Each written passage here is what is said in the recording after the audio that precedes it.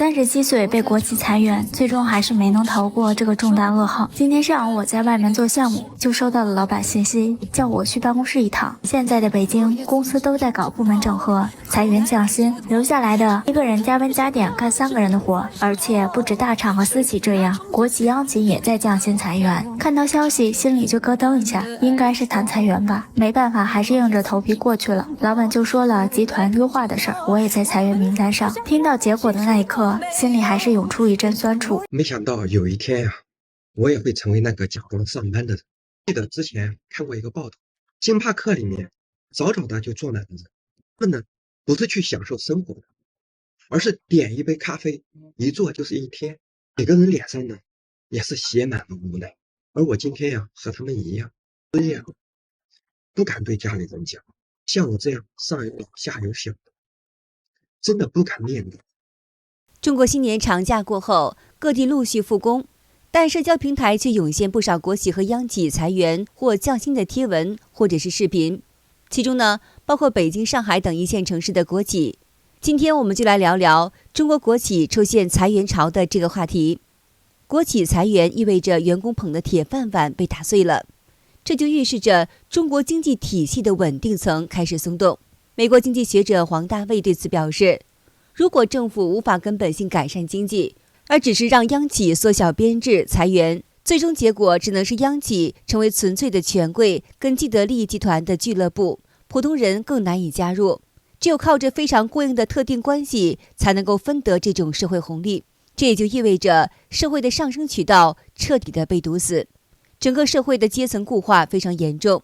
博主小冉说，他的一位姐姐曾在北京央企工作，最近被裁员了。你敢相信吗？央企会裁员？博士毕业，好不容易获得的北京体制内工作也不稳定了。我的一个姐姐18年从中科院金融专业博士毕业后，入职了北京一家一类全额拨款的事业单位。虽然这份工作工资并不高，却让我们家所有亲戚对她刮目相看。每次提到这个姐姐，我也感觉非常自豪。但是前几天我去北京办点事儿，在她家歇个脚，听她说她的铁饭碗也即将不稳定了，因为她的单位要转为2类事业单位，甚至转为企业。他真的有点慌，感觉马上就要失去了在北京安身立命的支柱了。当初如果不是因为找到体制内的工作，他绝对不可能留在北京的。现在上有老下有小，如果失去这份工作，他真的要走投无路了。这博主曾在央企工作了13年，他感叹说自己被裁了，现在啥也不是了。被裁了，以后再也不是那个在央企大家口中的文处长了。曾经大学毕业放弃了年薪30万的高薪工作，遵循着父母的意愿，选择进入了中国中煤能源集团工作，以为进入了央企就有一个铁饭碗，能够安度晚年。兢兢业业做了13年，从曾经的普通科员到之后的副处长，再到现在的文某人，每个月拿着1万多的薪水。在我入职的第13年，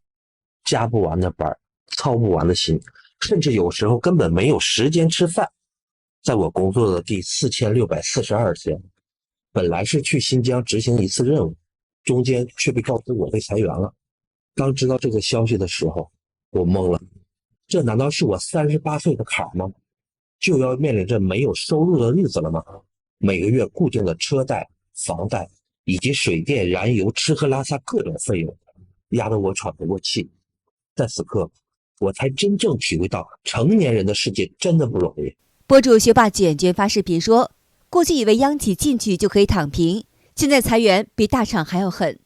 天哪，完全没有想到2025年找工作比2024年还要难。就是前几天我不是有一个浙大的朋友嘛，他找我吐槽说他们整个部门都被裁掉了。他从毕业的时候就在这家央企里面工作，我们大家都以为这是一个铁饭碗，但是谁能想到直接通知他30天内必须找到新工作，他整个人都是懵的，因为谁也没有想到央企的工作都能这么不稳定。其实这已经不是个例了，从2024年开始，国企、央企裁员的消息就非常多，比如像南方电网缩编，多个部门直接砍掉，还有像某国银行取消了60%的扩张计划，去年才进去的应届生今年成了被优化的对象。上海国企也传出裁员的消息。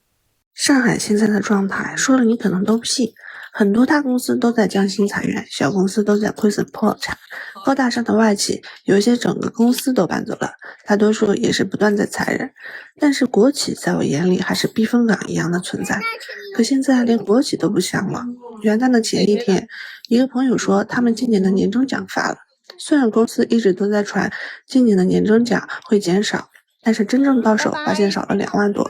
和我们说起来也是极其不开心。大家都知道，国企的年终奖在总收入中的占比是极其可观的，日常的月工资到手算起来是比较低的，而且她现在怀孕了，年终奖的降低会直接影响到明年的公积金和生育金，算起来影响还是比较大的。本来元旦休息一天也是挺开心的，但是上班的第一天，明显感受到旁边同事的低落，一问才知道她老公被裁了。她老公也是在一家国企 RT 开发岗位，已经在公司工作3年了，但是却在现在离过年还有20多天的时候被裁员了。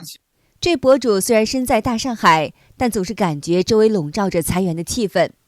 他说自己也是很忧虑，因为每个月即使一家人不吃不喝，也得还那1万多的房贷。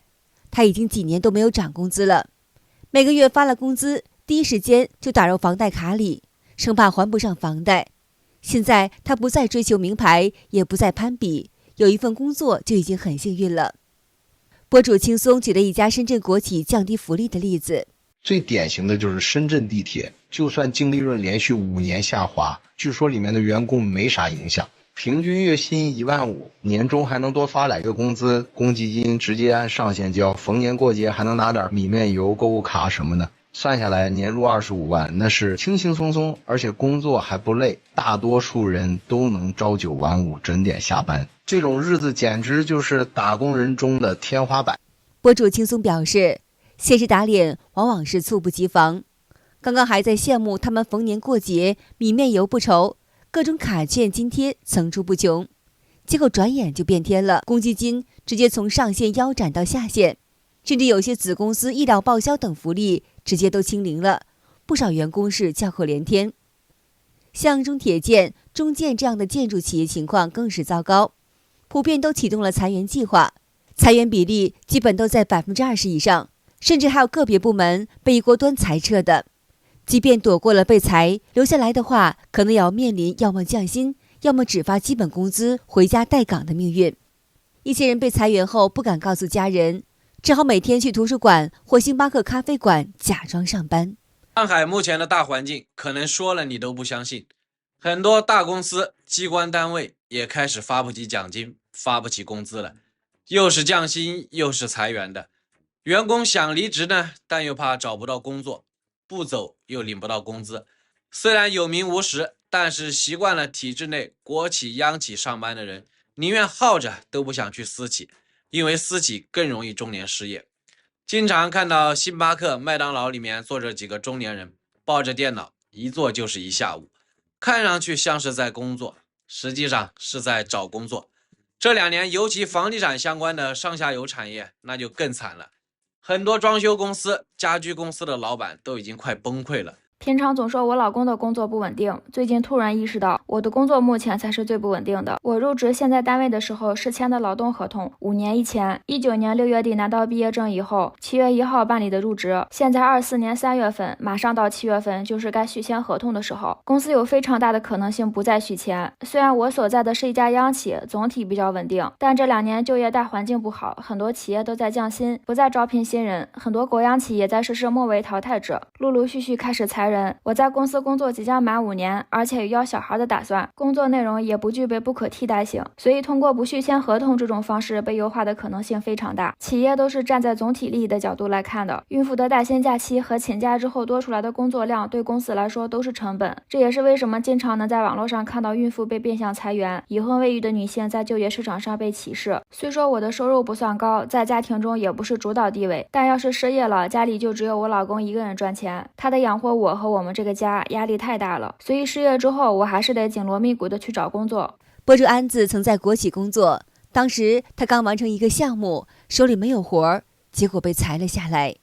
我先正式声明啊，我绝对是国企正式员工带编制的，不是外包劳务派遣之类的。20年大学毕业我就去了这家国企，叫什么名我肯定就不说了，我就称呼它为原单位吧。去了之后我才知道，原来国企也是有服务甲方的，也得公司自己找项目才能生存。时间线来到被裁员的前一天，临下班前，领导把我叫过去谈话，跟我说公司今年已经亏损300多万了，导致上级单位明确下达命令要裁员。前后领导班子也是做了很多次研究，目前来看你是其中之一。为什么呢？当时我正好刚结束一个项目，而且公司也处于接不着新项目的阶段，所以说当时我手头可以说什么事儿都没有。领导那意思裁我比较合适，连交接都不用交接。我心想您倒挺省事儿啊。不过我转念又一想，我每天上班往返90公里，一天的油费过路费就得70块钱吧，而且一年下来平均每月也就挣着6000块钱的窝囊费，也确实太安逸，得不到什么提升空间。我想着被裁也不一定什么坏事儿，未来可能会更好呢。上海的互联网到底是什么情况？不仅疯狂裁员，而且还不给赔偿金。不仅哺乳期的被裁了，孕妇也被裁了。你知道公司更可恶的是什么吗？约定好是1月31号给发赔偿金，但是到期了根本没有发赔偿金。我们几百个人派了一些代表，年后立马去了仲裁院申请仲裁。经过仲裁院的调解，我们也只是拿到了第一阶段的10%的赔偿金，而且后续没有任何方案。而且他们有一个特别迷的操作，是他们打算把这家公司注销了之后，立马成立一家新的公司。说2月18号的时候，有剩下的10个同事已经签了新的合同。有人知道这个操作是什么意思吗？觉得更可恶的，你知道是什么？老板并不是没有钱，老板还有其他的公司，他其他的公司是盈利的，而且利润非常的可观。有同事去他另外的公司去要钱，连门都没有进去。我真想不明白这些老板到底在想什么东西。你不是没钱，你是有钱。好的，今天就和大家聊到这儿了，请您记得点赞、订阅、留言，并且分享给您的朋友们。感谢您的支持，我们下期节目再见。